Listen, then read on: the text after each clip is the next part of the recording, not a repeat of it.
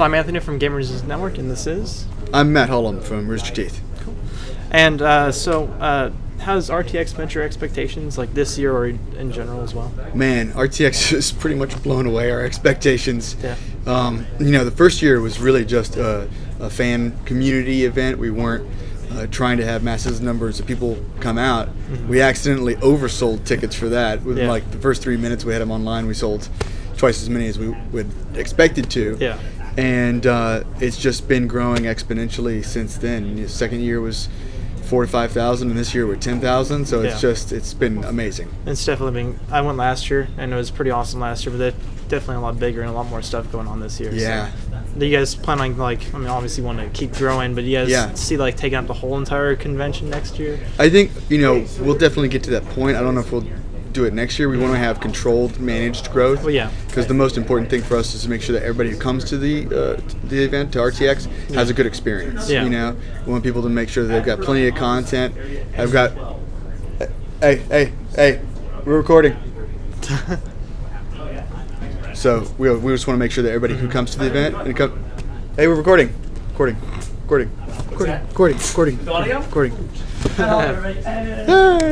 That was Bernie Burns. You guys, a side interview from Bernie. We want to make sure that everybody who comes to the event, comes to RTX, has a chance to do all the fun stuff that that we have out for everybody. Goes to see the great panels and play some new games, and meets other people from the community. Yeah, and I think everyone's done that. Everyone seems really excited. There's a lot more panels this year. I'm really excited about that. I'm going on to little obscure ones. Yeah. So I'm having him go to all the other major ones. I'm going to all the obscure ones to see what's all up. Cool. So it's been fun. I like this one a lot.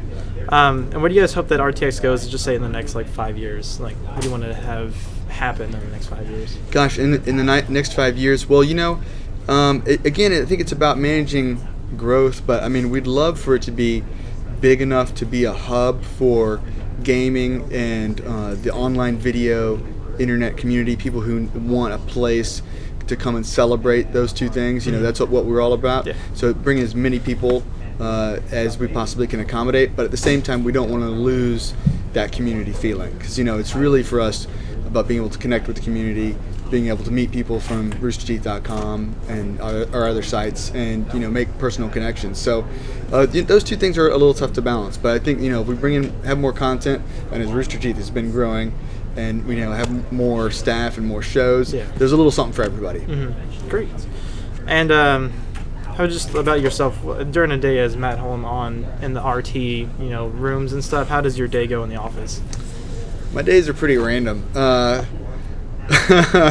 lot of the time I'm just kind of working on business administrative stuff, and then I'll jump down and I'll work with Miles on Red vs. Blue for a while. Then I'll work with Monty and Carrie and Kathleen on Ruby. Mm-hmm. I'll work on some of the other productions. This morning I was out shooting a video with Gavin and Dan and a bunch of the other crew. Yeah. And so it really varies from day to day, and that's kind of what's the most fun and magical thing about Rooster Teeth, is that every day is an adventure. You don't know what's going to happen. Yeah. And actually, my next question, is it as awesome to work at Rooster Teeth as everyone thinks it is? It is, yes. It is as awesome. It's also really, really hard work. Yeah. I think we joke a lot about how Monty will work for 38 hours straight and then go into a coma, and how Brandon and Chris will work themselves, until they basically have no meat on their bones. They're just like skeletons walking around, But, it's really true. Our team works incredibly hard, and we do it because we love it. And we love, being able to provide cool content to the community, and we love the feedback that we get. But I think if anything that surprises people who come and visit us or work with us for the first time is that we're going nonstop. Yeah. Cool. And it shows. Everything's great. Thanks. And so personally, how do you like Ruby? I love Ruby. I think what they're doing is incredible. We really wanted to make something that melded anime style with a little bit more Western sensibilities, and taking kind of this folklore and fables and fantastical creatures and all of that cool backstory, and melding it together with the amazing style of animation that Monty has come up with. It's just really a fun show, and Carrie and Miles have just done a great job just developing these characters. They have so much life, and the girls have just been really found their niche with each character. I think Lindsay's doing an amazing job as Ruby, and I think the fans are really going to like what we have in store for them this season. Yeah, and I went to the Ruby panel, and I loved the first episode. They had a Awesome. great mix of awesome, fast-paced anime action. I loved the little humor thrown in every once in a while. So Yeah. I liked how it had the same like Red versus Blue humor to it, but with a new Yeah. setting. So that was awesome to see. Yeah. But do you think that Monty's work on Ruby might offset Red versus Blue work at all, or does he still work hard on both? Well, Monty's a trooper, and he works on everything. With Red versus Blue in particular this year, we really want to get back to basics. We think that season 10 was a great conclusion to the Project Freelancer story arc, and so we're excited about starting a new story arc and kind of resetting. We got a lot of throwbacks to the old humor, the Blood Gulch style, and we're really excited about where Miles has been taking us with that. Okay, great.